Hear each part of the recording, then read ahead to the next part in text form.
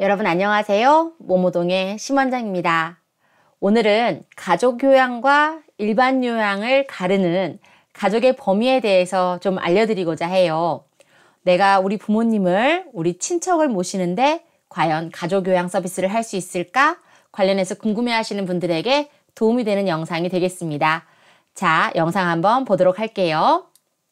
가족 요양 서비스는 일반적으로요. 기본 60분 이상의 숙과 1시간 서비스를 제공하고 있어요. 월 최대 20회, 그러니까 총 20시간의 근무를 할 수 있도록 설정된 게 가족 요양 서비스입니다. 그러나 만일 우리의 가족이 치매로 인한 문제 행동, 폭력, 피해망상, 성적 행동 등이 있는 경우에는 또는 수급자의 배우자가 요양보호사이거나 이 요양보호사분이 65세 이상일 경우에만 90분 이상 숙과 1시간 30분 서비스를 얘기하죠. 매일 서비스가 가능하겠어요. 월로 따지면은 30일에서 31일이 되겠죠. 그럼 총 시간이 일반적인 가족요양 서비스에 비해서 2배가 늘어나게 됩니다. 자, 여기서는 2시간밖에 근무를 못하게 되지만요. 특별한 상황에 해당하는 대상자의 경우에는 총 45시간까지 근무가 가능하다는 거죠. 이런 가족요양 서비스를 받으실 수가 있는데, 자, 우리가 만일 대상자의 입장이라고 생각해 보면 사실적으로 일반 요양 서비스 시간이 가족요양 시간보다 길죠. 그렇지만 가족요양과 일반 요양은 우리가 결정할 수는 없습니다. 가족을 선택하거나 할 수 있는 게 아니기 때문이죠. 자, 그러면 어디까지가 장기요양보험에서 정하는 가족요양의 범위일까 궁금하시죠? 문제로 한번 알아보려고 해요.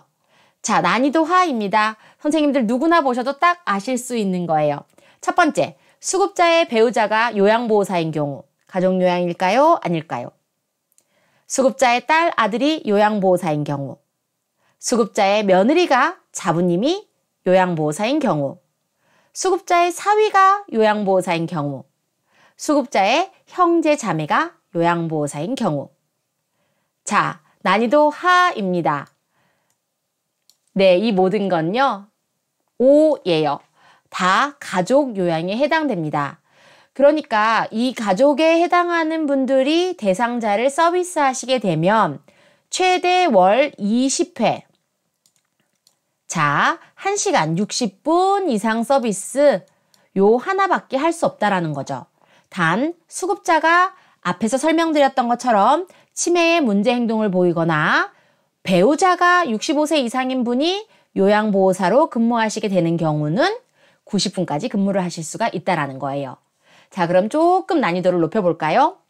수급자의 시아버지가 요양보호사인 경우, 시아주버니가 요양보호사인 경우, 수급자의 시동생이 요양보호사인 경우. 자, 시아버지는 남편의 형을 얘기하죠. 시동생은 남편의 동생을 얘기하죠. 수급자의 시누이, 내 남편의 누나를 얘기하죠. 수급자의 처남, 아내의 남동생이 요양보호사일 경우. 수급자의 처형, 아내의 언니가 요양보호사일 경우. 수급자의 처제, 아내의 여동생이 요양보호사일 경우. 이런 경우는 각각 가족요양에 해당할까요? 아니면 일반 요양 서비스를 받으셔야 될까요? 자, 이 경우도요. 가족요양에 해당됩니다. 아주버니, 시동생, 시누이, 처남, 처형, 처제 등등 수급자를 기준으로 요런 대상자의 경우에는 이분들이 요양보호사로 근무할 때는 가족요양이에요. 조금씩 헷갈려지시죠? 조금 더 난이도를 높여볼까요? 자, 난이도 상 부분입니다. 수급자의 동서, 아내, 언니의 남편, 수급자의 처남댁, 아내, 남동생의 아내. 자, 수급자의 올케, 남동생의 아내, 수급자의 제부, 여동생의 남편, 수급자의 매형, 누나의 남편, 이 요양보호사인 경우, 이때는 과연 가족요양일까요? 일반 요양일까요? 자, 이 경우는요, 정말 신기하게도 일반 요양입니다. 아내, 언니의 남편, 아내, 언니, 여기까지는 배우자의 형제자매이기 때문에 여기까지는 가족요양으로 들어가는데요. 언니의 남편은 우리 장기요양에서 봤을 때 가족요양에 해당하지가 않아요. 일반요양이라고 보는 거죠. 조금 더 강하게 말씀을 드리면 남이라고 보는 거예요. 다시 한번 해볼게요. 처남댁, 수급자를 기준입니다. 요양보호사 기준이 아니에요. 수급자를 기준으로 수급자가 남자분이셨을 때 아내의 배우자가 있겠죠. 배우자의 남동생, 배우자의 남동생의 아내, 위에 동서랑 똑같죠. 배우자의 남동생까지는 가족요양이에요. 그렇지만 아내는 남으로 보는 겁니다. 자, 맨 밑에 볼게요. 수급자의 매형, 이런 경우는 있거든요. 제부, 이런 경우 종종 있거든요. 수급자의 매형 같은 경우 누나의 남편.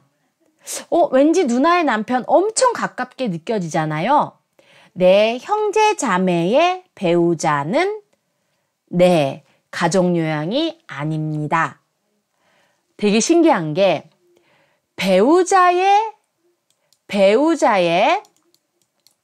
형제 자매는요, 가족요양이에요. 그런데 형제 자매의 배우자는 남으로 들어간다라는 거. 사실 우리는 피부로 느끼기에 배우자의 형제 자매나 배우자나 사실 비슷하게 느껴지잖아요. 그런데 자, 다시 깨끗하게 해서 한번 보여드릴게요. 선생님들께서 보시기에 조금 더 깔끔하게 한번 보여드리면요. 여기에 나오는 동서, 처남댁, 올케, 제부, 매형 등은 형제 자매의 배우자가 되겠습니다. 그렇기 때문에 형제 자매의 배우자는 모두 다 일반 요양으로 들어가는 거죠. 가족 요양이 아니다라고 할 수 있겠죠. 그러면은 수급자의 동서나 처남댁, 올케, 제부, 매형 등이 요양보호사로 서비스를 하신다면 이분들은 등급에 따라서 하루에 최대 4시간까지도 서비스를 하실 수가 있겠죠. 자, 보너스. 수급자의 손자 며느리, 수급자의 손자 사위, 수급자의 시부모, 장인장모, 시조모, 조부모, 증조부모, 외조부모, 증손, 고손, 증손부, 고손부, 외증손부가 요양보호사일 경우에는 가족요양일까요? 아닐까요? 이 경우는 모두 가족요양에 해당됩니다. 자, 잊지 마세요. 배우자의 형제자매는 가족요양, 형제자매의 배우자는 일반요양, 그리고 이렇게 나와 가까운 혈족관계로 이루어진 분들은 네, 가족요양이라고 볼 수가 있겠죠. 그래도 도저히 어렵다면요, 여러분 고민하지 마시고요. 우리는 건강보험공단이라는 곳이 있죠. 여기가 콜센터 넘버인데요. 1577-1000 건강보험공단 콜센터로 전화하시면요. 담당 선생님들이 굉장히 친절하게 안내해 주실 거예요.